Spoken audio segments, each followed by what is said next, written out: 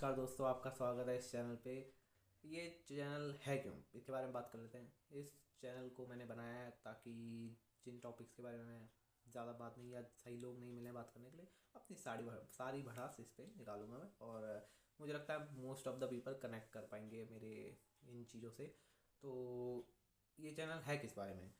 ये चैनल पे हम बात करेंगे 3 टॉपिक्स के बारे में: मूवीज़, क्रिकेट, स्टॉक मार्केट।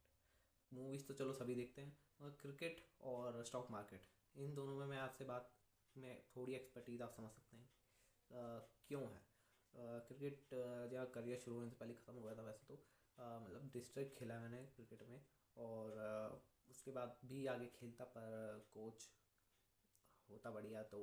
और फिर पढ़ाई या क्रिकेट तो एक उस चक्कर में करी, फिर उसके बारे में बात छोड़िए। और अब भी मैं काफ़ी खेलता ही हूँ रेगुलर, तो उसमें तो कोई दो राय नहीं है कि क्रिकेट के बारे में काफ़ी हद तक नॉलेज है। और इंटरेस्ट भी है रेगुलर मैचेस के बारे में बात करेंगे कि क्या हो रहा है, और मूवीज़ जो भी चल रही हैं आजकल। और स्टॉक मार्केट, जी हाँ, इसके बारे में आपको मुझसे क्यों सुनना चाहिए, या क्यों आप मेरी सुन सकते हैं इस चैनल पे।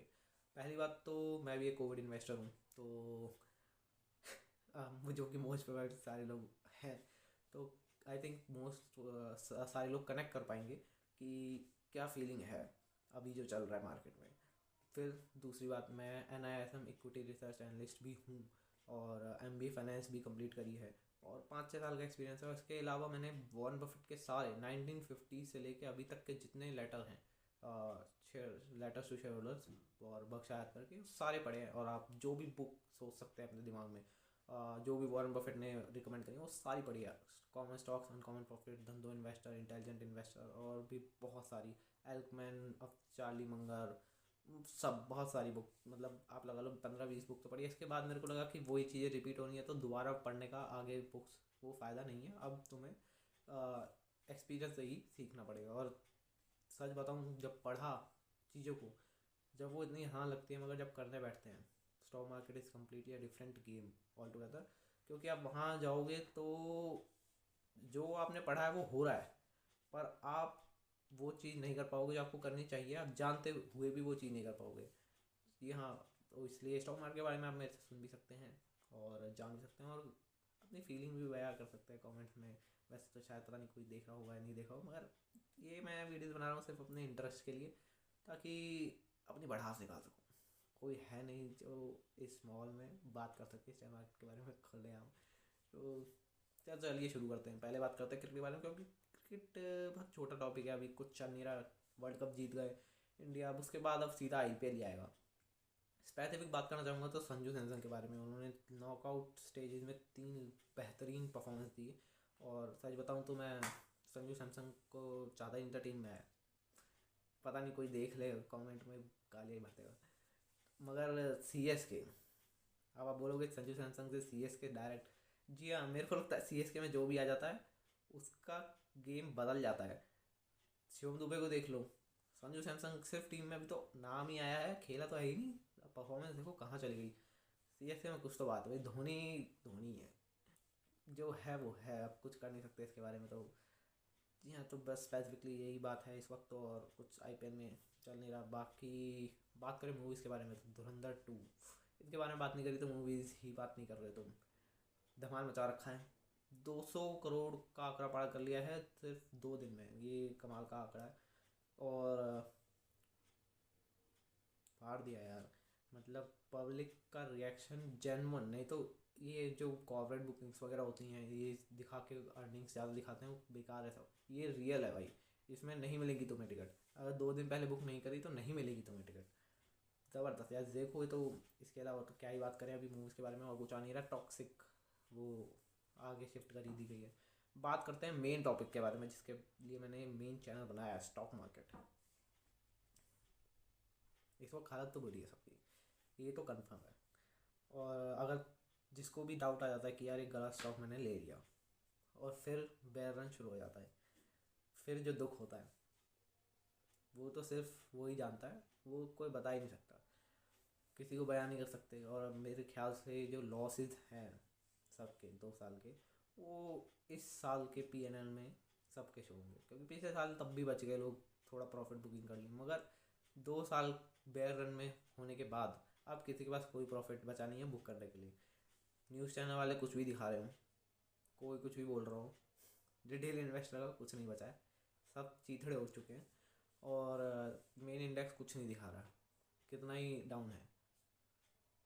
पोर्टफोलियो 30-40% है डाउन, सबके डाउन है, कोई दो राय नहीं है उसमें।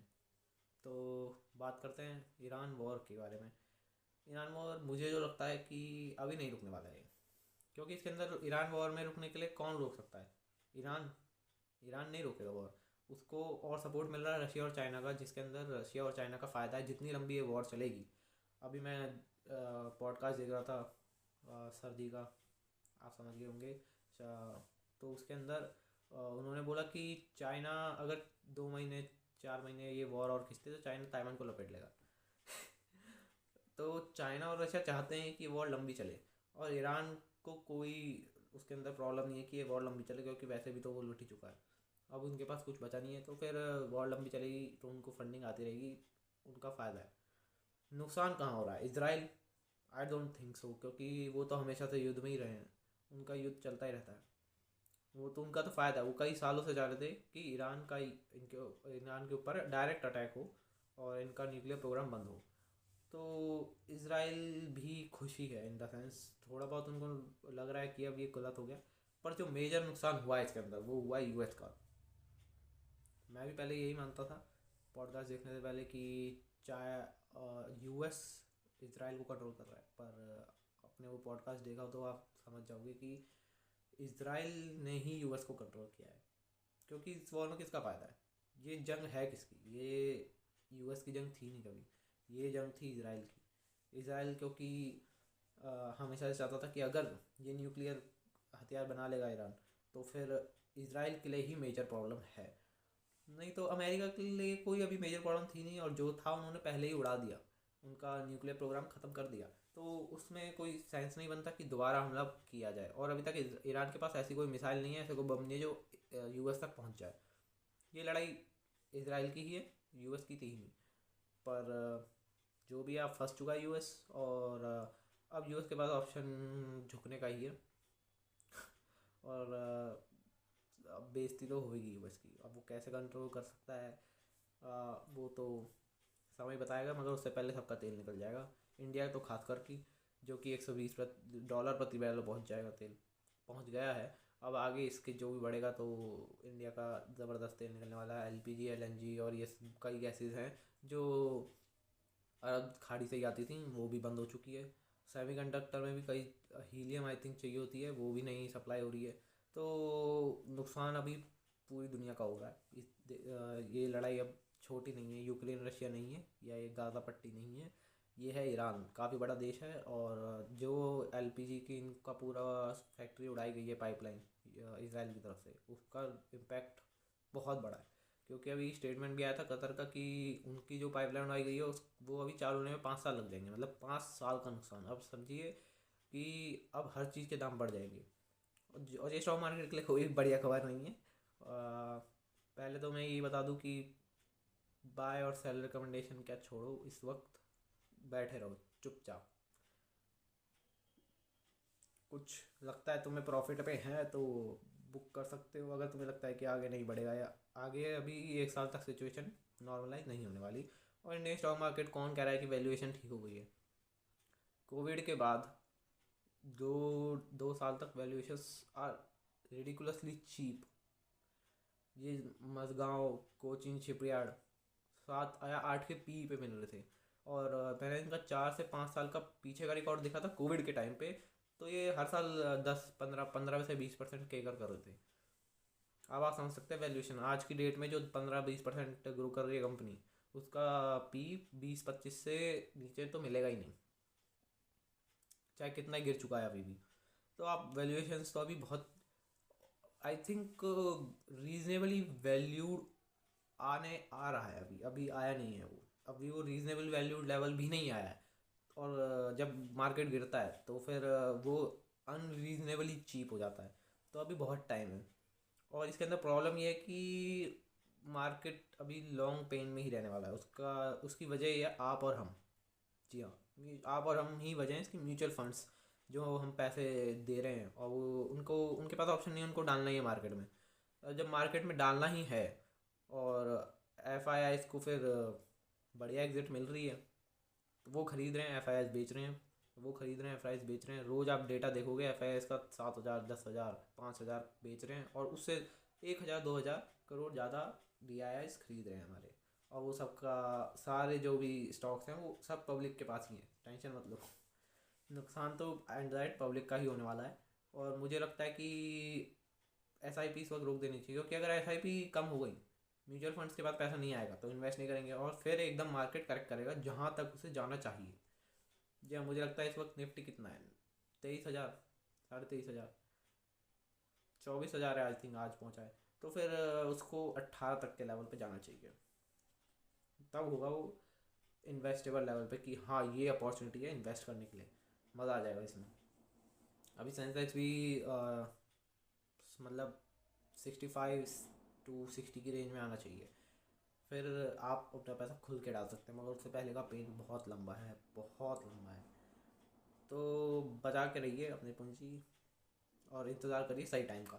सही टाइम आएगा उस जब कोई पैसा डाल नहीं पाएगा, क्योंकि जब तक सबके पास पैसे ख़त्म हो चुके होंगे। क्योंकि आप समझ रहे हैं कि न्यूज़ चैनल वाले चलाए जा रहे हैं कि ये आज डालो, आज निकालो, आज डालो, कुछ नहीं होने वाला, सबका नुकसान है। न्यूज़ चैनल वालों को कुछ नहीं पता। अगर वो बोल भी रहे हैं, 10 चीज़ें बोल रहे हैं, 2 चीज़ें ठीक भी हो जा रही हैं, तो उसमें नुकसान सिर्फ पब्लिक का ही है। बस इसके अलावा तो मैं क्या ही बोल सकता हूँ। इस वक्त स्टॉक मार्केट में धड़ाम गिरनी चाहिए, मैं तो दुआ यही मांग रहा हूँ, मगर गिरेगी नहीं। तो ऐसे चलेगा धीरे धीरे धीरे, स्लो बर्निंग। हाँ, रिटेल इन्वेस्टर्स के लिए प्रॉब्लम ही रहेगी, क्योंकि यहाँ से अभी कोई भी संकेत नहीं है कि चीज़ें सुधरने वाली हैं। जब यूएस ट्रेड डील होगी थी और ये ईरान की वॉर नहीं हुई थी, मुझे लगा था कि अब यहाँ से मार्केट स्टेबल हो सकता है। अभी बढ़ने के लिए तो कुछ है ही नहीं, बढ़ने के लिए तो वैल्यूएशंस है ही नहीं कि यहाँ से बढ़ सके, क्योंकि जो जो 25 की वैल्यूएशन लेके बैठा है ऑलरेडी, 15 के केगर पे, 15% ग्रोथ पे 25 का पी लेके बैठा, और क्या दोगे उसे? उससे ज़्यादा क्या 50 का पी दोगे तो वो ओवर वैल्यूड हो जाएगा। कई स्टॉक्स हैं अभी भी जो 30% ग्रो कर रहे हैं, उनको 100 का पी, 200 का पी, क्या नॉनसेंस बिल्कुल, कि मतलब तुम्हारा 100 साल बाद पैसा रिटर्न आएगा। और वैल्यूएशन की बात करें कि खाली पी यूज़ करोगे तुम, जी हाँ आप सही है बिल्कुल, पी खाली वैल्यूएशन के लिए यूज़ नहीं हो सकता, क्योंकि कई केसेस में अर्निंग्स 1-2 साल के लिए कम हो जाती हैं, काफ़ी ज़्यादा कम, किसी एक्सेप्शनल इवेंट के चक्कर में, तब पी का कोई काम नहीं होता।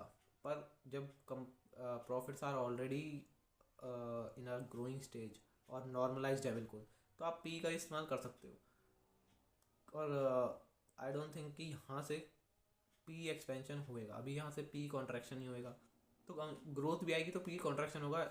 इट मीन्स आपके कंपनी में जल्दी करेक्शन आ गया, समझ रहे हैं आप? 15% की जगह ग्रोथ हो गई आपकी 40%, और पी आपका 25 था।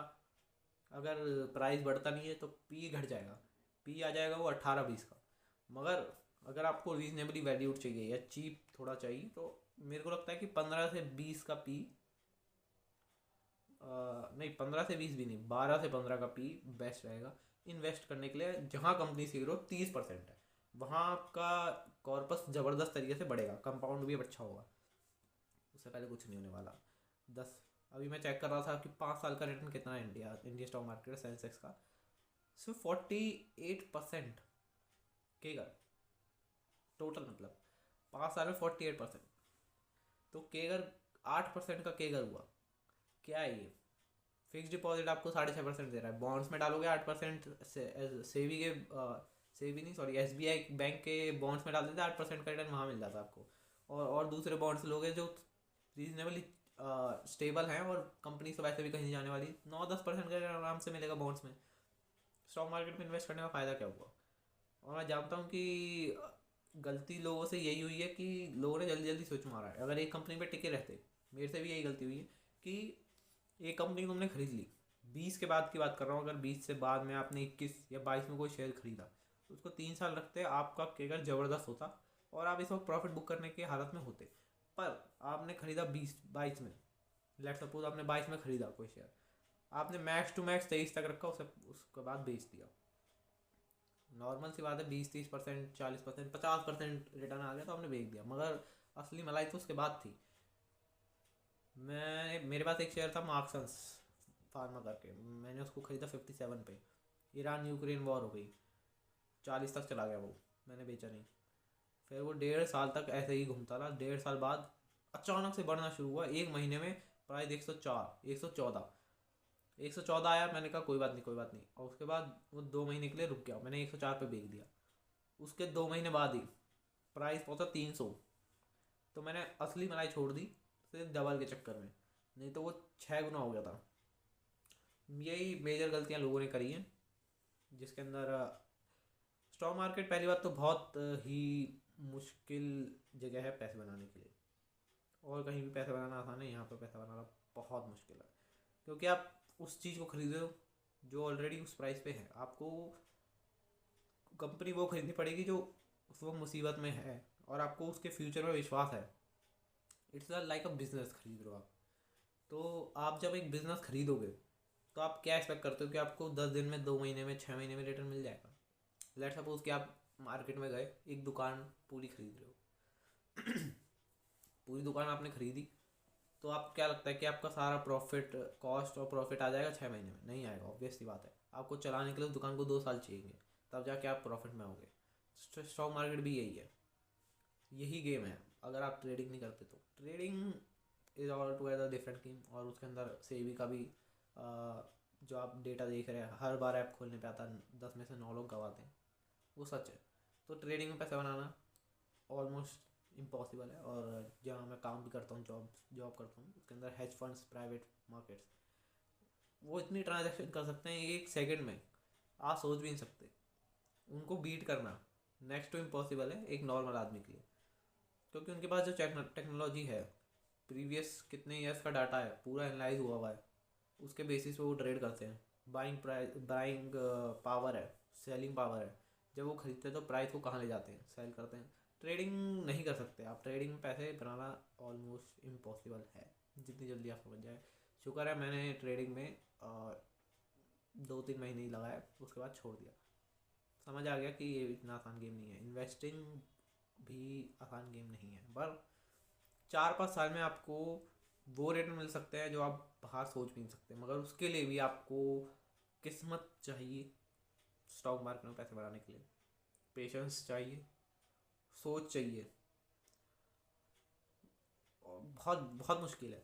आप अपना बिजनेस करते हैं, रोज़ काम पे जाएंगे, मेहनत करेंगे, आपको पैसे की कीमत पता चलेगी। स्टॉक मार्केट में आप पैसे लगाएंगे, आपको पैसे की कीमत नहीं पता चलेगी। कुछ काम नहीं करना, ये सबसे मुश्किल चीज़ है। आपको कुछ नहीं करना, खास तौर पे जब बढ़े। रिटेल इन्वेस्टर की एक खासियत है, जब घटता है तो वो पेशेंट हो जाता है, और जब वो बढ़ता है ना, इम्पेशेंस आ जाता है रिटेल इन्वेस्टर में। अभी बुल मार्केट होती, तुम 1 महीने बाद ये खरीद रहे हो, ये बेच रहे हो, इतने ट्रांजेक्शन, अनबिलीवेबल। पर अब जो आप देख रहे हो कितनी बुरी तरह से मार्केट कर रहा है, कोई नहीं बेच रहा, ना कोई खरीद रहा, और ना खरीदना चाहिए, वैसे ना बेचना चाहिए। अभी बैठो शांति से। अगर आपको लगता है अपने पोर्टफोलियो में कि आपका स्टॉक्स जो हैं वो सही हैं, अगर आपको अपने स्टॉक्स पे या कंपनीज पे भरोसा नहीं है, ट्राई करो थोड़े महंगे सस्ते में निकाल दो, नहीं तो आपके लिए बेयर मार्केट जहन्नुम बन जाएगी। और आप इसको पार करने के बजाय स्टॉक मार्केट छोड़ दोगे। स्टॉक मार्केट, अगर आपको लगता है किसी और चीज़ से पैसे कमा सकते हो, आपके पास कोई और टैलेंट है, तो आप उससे कमाइए। स्टॉक मार्केट मुश्किल गेम है। यहाँ आपको बहुत स्मार्ट होना पड़ेगा, बहुत स्मार्ट होना पड़ेगा, तभी आप पैसे बना सकते हैं। और बात करें ट्रेंडी सेक्टर्स के बारे में, जी हाँ, मेरे को क्या लगता है जो ट्रेंडी सेक्टर्स आगे होने वाले हैं, क्योंकि तेल की कीमत बढ़ने वाली है, सोलर के सारे स्टॉक्स पिटे हुए हैं। Energy is the new oil. Energy तो चाहिए ही चाहिए, इंडिया को सेल्फ डिपेंडेंट होना है। और काफ़ी सारे स्टॉक्स पिटे हुए, तो आपको बहुत ही इंटेलिजेंटली सेलेक्ट करना पड़ेगा कौन सी कंपनी में खाली सोलर ना हो और भी चीज़ें हों। बैटरी स्टोरेज का भी ध्यान, अभी मुझे नहीं लगता कि बहुत ज़्यादा ऑर्डर चल रहे हैं। जैसे सोलर के एक बार ज़बरदस्त ऑर्डर आए थे, बैस का भी है, पर अभी इतना ज़ोर शोर से नहीं है। ग्रीन अमोनिया हो गया, बायोगैस, एलपीजी को रिप्लेस करने के लिए बायोगैस की ज़रूरत पड़ेगी, जो कि और अभी इस वक्त मैं देखा था $25 के करीब प्राइस पहुंच चुका है। और आगे ये बढ़ेगा क्योंकि अभी इंडिया के पास नहीं है सप्लाई कुछ भी। इंडिया इंपोर्ट ज़्यादा करता है, इंपोर्ट आई थिंक 60% करता है रिक्वायरमेंट का, और 40% इंटरनल मैन्युफैक्चरिंग है। तो उसको आई थिंक 30% से बढ़ाया गया इन मैन्युफैक्चरिंग को इंडिया में। तो कितना हुआ 40 का 30% कितना हुआ 12% और बढ़ा दो आप, तो 52% हम अभी अपनी खपत का बना रहे हैं। बाकी का 48% आपको बाहर से मंगवाना पड़ेगा, जो कि अभी अवेलेबल ही नहीं है, कहाँ से आएगा ये किसी को नहीं पता। तो ऑल इन ऑल इंडिया एक मुश्किल स्थिति में है, और यहाँ से निकलना स्वीट स्पॉट ही है इंडिया के लिए आई थिंक, क्योंकि कई कंट्रीज़ में और भी बुरा हाल है। इंडिया एटलीस्ट सेल्फ डिपेंडेंट की ओर था, अच्छे स्टेप्स थे, और इंडिया एक बड़ी कंट्री है। छोटी कंट्री के लिए इस वक्त बहुत बहुत परेशानी है, मगर इंडिया एक बड़ी कंट्री है तो उसके पास ऑप्शंस ज़्यादा हैं, सर्वाइव आसान है छोटी कंट्री की बजाय। देखते हैं आगे क्या होता है, पर ये युद्ध तो लंबा चलने वाला है, ये तो श्योर है। वैसे मैं जो भविष्यवाणी कर देता हूँ ना, वो गलत हो जाती है। दुआ करो, कमेंट्स में डाल देना कोई देख रहा हो तो गलत हो तुम। तो फिर चलिए यहीं तक रखते हैं। वैसे तो बातें और भी कर सकते हैं हम, अभी काफ़ी चीज़ें बातें करने के लिए, पर देखो स्टॉक मार्केट में पेशेंस नहीं है तो निकल जाओ। और अगर तुम्हें लगता है कि एक्सपर्टीज़ है, तुम सामने वाले से ज़्यादा स्मार्ट हो, तब ही यहाँ पैसे बना सकते हो। लार्ज कैप में आई डोंट थिंक कि पैसे बनेंगे, डबल हो जाएंगे, ट्रिपल हो जाएंगे, 4 गुना हो जाएंगे। मगर आपने 1 लाख रुपए लगाए भी एक कंपनी में, 4 गुना हो गया। 4 लाख रुपए का आपका क्या करोगे? इससे बढ़िया तो 1 लाख रुपए आप एक साल में उड़ाओगे तो आपको ज़्यादा मच जाएंगे। बाकी ज़िंदगी में कुछ नहीं मिलने वाला 4 लाख से। आपको एक कंपनी में बड़ा बैट करना पड़ेगा। स्मॉल कैप कंपनी में 2 लाख रुपए लगाओगे, 7-8%, 7-8 गुना। I am talking about x multiplying 7x 5x 6x, तो शायद कुछ हो पाए, वरना डबल से भी कुछ नहीं होने वाला। कितनी बार डबल करोगे? 3 साल में, 2 साल में शेयर डबल हुआ, फिर अगला स्टॉक तुम्हारा गलत भी निकल सकता है, सही भी निकल सकता है। डाइवर्सिफिकेशन ज़रूरी है, वॉरेन बफेट का हालांकि मैंने पढ़ा है, और उन्होंने बोला डाइवर्सिफिकेशन नहीं करनी चाहिए, diversification is for nonsense. But मैंने अपने एक्सपीरियंस से सीखा कि डाइवर्सिफिकेशन ज़रूरी है, पर डाइवर्सिफिकेशन कितने स्टॉक्स में डाइवर्सिफिकेशन हो जाएगी? तो मैंने अपने MBA के एक्सपीरियंस में भी ये देखा है, और मेरे एक टीचर थे, उन्होंने रिसर्च करी थी बाकायदा कि डाइवर्सिफिकेशन कितने स्टॉक से हो जाता है। तो आप इंडिया में अगर देखेंगे, उन्होंने बताया था 7-8 स्टॉक्स में, रिसर्च में आया था 9 to 10 स्टॉक्स में आपकी डाइवर्सिफिकेशन हो गई। आप पूरे इंडेक्स का रिटर्न मैच कर सकते हो डाइवर्सिफिकेशन के मामले में। और उन्होंने कहा था कि मोटा मोटा 7-8 स्टॉक्स में काम हो जाएगा। तो हालांकि कई लोगों के लिए ये भी कॉन्सेंट्रेशन ही है, पर इससे कम, इससे ज़्यादा स्टॉक्स में आपका पैसा वैसे भी नहीं बनने वाला। आपको पैसे बनाने के लिए 5 या 6 स्टॉक्स ही चाहिए, उसमें से 2 भी निकल गए तो आपका काम बन जाएगा। और जो मैं बात उनके लिए कर रहा हूँ जो जिनके पास थोड़ा पैसा है, 20, 35, 40, 50 लाख, जी हाँ, उससे नीचे अगर 5-10 लाख से शुरू कर रहे हैं, 5 lakh it's very difficult, gone case ही समझ लो, आप पढ़ा अपनी कमाई पे ध्यान दो। 10 लाख के ऊपर जाते हो, उसके बाद आपका गेम शुरू होता है। जी हाँ, इन्वेस्ट करने के लिए 10 लाख से ऊपर आप शुरू करोगे तो आपको थोड़ा स्किन इन द गेम आएगा, और वहाँ से पैसे डबल करोगे, ट्रिपल करोगे तो आपको मज़ा आएगा। क्योंकि अगर आप 10 लाख लगाते हैं, सपोज कीजिए 12 लाख लगाते हैं, 6 स्टॉक में लगाते हैं, 2-2 लाख रुपए लगाते हैं, आप 6 में से आपके 2 स्टॉक 3-3 गुना हो गए, तो आपके 12 लाख तो वही रह गए। बाकी बचे 4 स्टॉक, 4 स्टॉक में से समझ लीजिए 3 ने परफॉर्म नहीं किया, तो आपके पैसे 2 लाख की जगह, मैं कह रहा हूँ 2-2 × 3 6 लाख, 6 में से 5.5 ही समझ लो, तो आपका बचा कितना? 12 + 5.5 17 लाख रुपए। एक स्टॉक आपका परफॉर्म क्या घट गया 50%, तो आपका 1 लाख रुपए वहाँ से आ गया 8.5 लाख रुपए। तो आपने 12 लाख से 8.5 लाख रुपए कमाए, करीबन तकरीबन आपने 6-6.5 लाख रुपए करे। ये भी आपका एक साल में नहीं हुआ, ये भी आपके 2.5 साल में, 3 साल में हो। तो 2.5-3 साल में अगर आप 6.5 लाख रुपए कमा भी रहे हो, तो आपको साथ में कुछ और अपने लिविंग के लिए कमाना पड़ेगा। और इसको ही बढ़ाते रहोगे तो तब जाके आपका कहीं करियर 10-15 साल में आप समझ सकते हैं कि अच्छा खासा कॉर्पस हो जाएगा कि आपको कमाने की जरूरत नहीं पड़ेगी, आप स्टॉक मार्केट में प्योरली फोकस कर सकते हो। तो ये सिनेरियो है, अब आप समझ लीजिए इन्वेस्टिंग से आप कितना ही मतलब हर साल 20% का केगा तो अच्छे से नहीं निकलता, तेल निकल जाता है, ठीक है। पर मैं मानता हूँ कि स्टॉक मार्केट में स्मॉल कैप में अगर इन्वेस्ट करोगे तो आप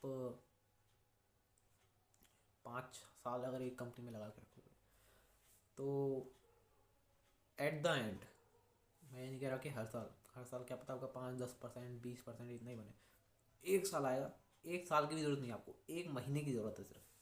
एक महीने में आपका केगर 20% से 50% पहुँच जाएगा। वो एक महीना आपके लिए गेम चेंजर होगा, तब आपको समझ आएगा कि स्टॉक मार्केट क्या है। क्योंकि आपको वेट 5 साल करना पड़ेगा उस एक महीने के लिए, जहाँ पर बढ़ता ही चल जाएगा upper circuit upper circuit upper circuit, वहाँ बात बनती है। तो स्टॉक मार्केट में मैंने यही सीखा है कि अच्छे दिन कम आते हैं, मगर जो अच्छे दिन आते हैं वो सब बुरे दिन, बेकार दिन, अच्छे दिन, सबकी रिकवरी उन्हीं दिनों में होनी है। और वही उसी के लिए आपको टिके रहना है। अच्छे दिन ज़्यादा नहीं होंगे, मगर जो होंगे उतने काफ़ी होंगे। तो चलिए इतना रखते हैं आज के लिए, आधा घंटा आई थिंक हो गया है। इतनी लंबी वीडियो काफ़ी है। कमेंट में बताइएगा अगर आपको कुछ और डिस्कस करना हो। अल्टीमेटली चैनल का मोटिव ही यही है कि हम स्टॉक मार्केट के बारे में डिस्कस कर चुके हैं, जो हम रोज़ पेन्स देख रहे हैं। अपना डीमेट अकाउंट, ब्रोकर अकाउंट, वो ब्रोकर का ऐप खोलते हैं, stock Zerodha, grow, angel broke खोलते हैं और जो दुख निकलता लाल लाल लाल, सब लाल लाल है, लाल है। चाहे निफ्टी अप हो डाउन हो, सेंसेक्स अप हो डाउन हो, हमारा पोर्टफोलियो डाउन ही जा रहा है। तो आप विश्वास नहीं मानेंगे, वॉलेटिलिटी भी बहुत ज़बरदस्त है स्मॉल कैप में। और मुझे लगता है रीजनेबल वैल्यू स्मॉल कैप में कई जगह आ गई है, रीजनेबली। और कई कई जगह चीप वैल्यूएशंस भी हैं। स्मॉल कैप की बात कर रहा हूँ मैं, लार्ज कैप में मुझे नहीं लगता।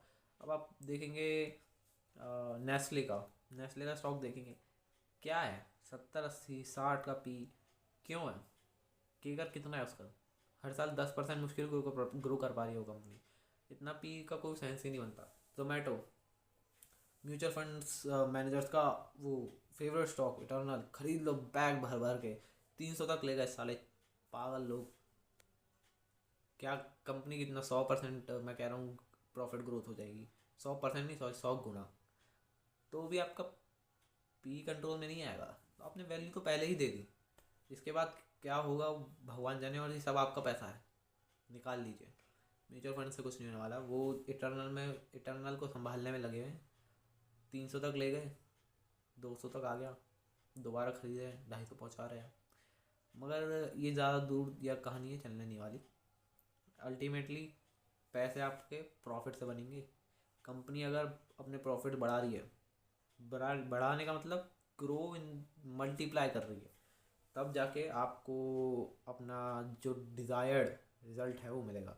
और इसके चांसेस बहुत कम है। आप खुद सोचिए ना कि आप अपना बिजनेस चला रहे हैं और हर साल कंपनी का प्रॉफिट डबल करना, it's not a joke. 100 crore कमा रहे हैं, अगले साल 200 करोड़ कमाना, तेल निकल जाएगा भाई साहब, होगा नहीं। 100 से 120 करोड़ पहुँचाना मुश्किल काम हो जाएगा। तो it's just like a business. Stock market को आप ये मत समझिए कि आपने शेयर खरीदा और रातों रात ये 6 महीने में 1 साल में आपका काम हो जाएगा। It's very long game, very long game. 3 साल का कॉर्पस समझ लीजिए कि आपका अटक गया। उसके बाद आप सोचिए कि आपको अपना स्टेटस भी ये भी पता चलेगा कि आपने सही इन्वेस्ट किया था या नहीं किया था। उससे पहले आपको ये भी नहीं पता चलेगा। वेट कीजिए, समय आता है, सबका आएगा। अगर आप अब पढ़ के इन्वेस्ट कीजिए। मैं तो कहूँगा कि किसी की बातों पर मत आइए, कंपनी देखिए और जितना हो सके चीप वैल्यूएशन से खरीदिए और फ्यूचर देख के खरीदिए। प्रेजेंट की कंपनी बढ़िया है तब पी कम है, डजंट मैटर फ्यूचर कैसा है। कई कंपनीज का है जो इस साल प्रॉफिट डबल करेंगी, कंफर्म प्रॉफिट डबल करेंगी, सारी 16 कंपनीज का ये कहना है।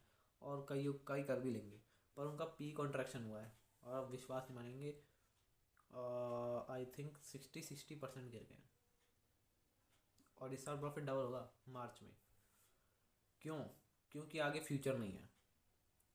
ये मेन स्टॉक मार्केट की क्या कह सकते हैं कि ट्रिक यही है। फ्यूचर जिसका ब्राइट है, वैल्यूएशन उसको मिलेंगी, प्राइस उसका ग्रो करेगा। आप ट्रांसफार्मर और रेक्टिफायर का शेयर देखिएगा, बहुत इंटरेस्टिंग है। क्योंकि आई थिंक जब वो चढ़ना शुरू हुआ था उसका पी 200 तक पहुंच गया था, फिर भी वहाँ से गिरा नहीं वो स्टॉक। अर्निंग्स ने कॉप अप करके स्टॉक को 30 का पी पे लेके आए। तो आप वो समझिए बात को कि मेजर इम्प्रूवमेंट प्रॉफिट में होना चाहिए, बाकी किसी में कुछ नहीं रखा।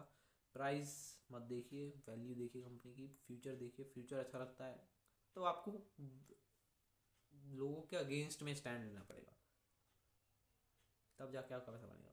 नहीं तो आप वही 8% के अगर चल रहा है सो मार्केट का, उससे सेटिस्फाई होना चाहते हैं, उससे भी कर सकते हैं, उससे कोई फ़र्क नहीं पड़ेगा। चलिए आज के लिए इतना ही, धन्यवाद।